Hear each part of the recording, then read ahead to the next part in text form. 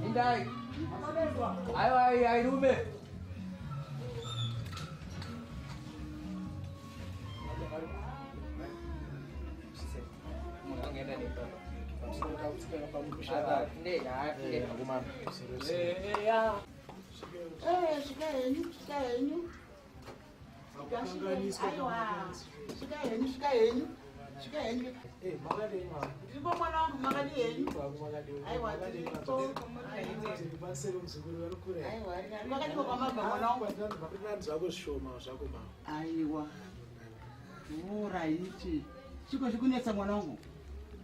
Dada uyao ndinoitwawo John.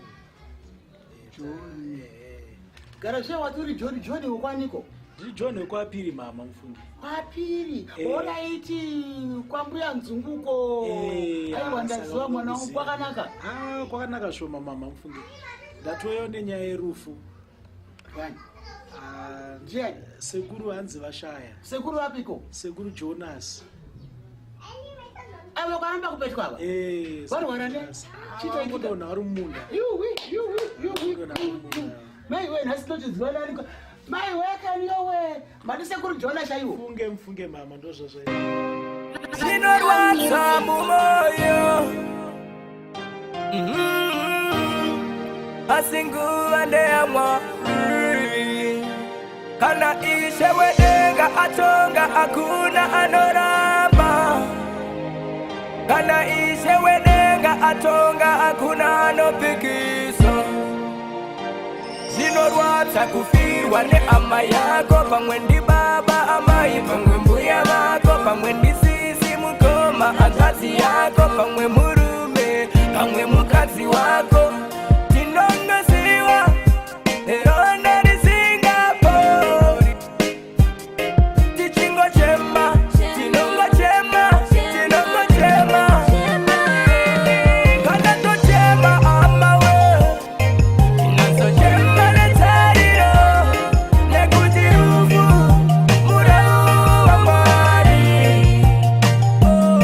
Kana tochema amawe, tinazochema netariro, nekuti rufu murau wa Mwari.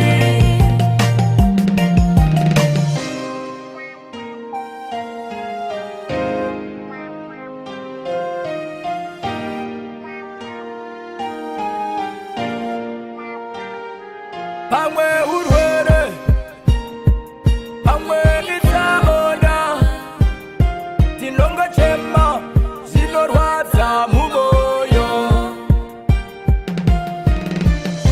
Kutonga ndekwaMwari, nguva ndeyaMwari, zvinorwadza mumoyo. Rufu inzira yedu tese yekuenda kuna Baba. Kana tarwa kurwa kwakanaka, unyango ruchiuya takavarairwa, nyango ruchiuya tisina kugadzirira. Tinongochema.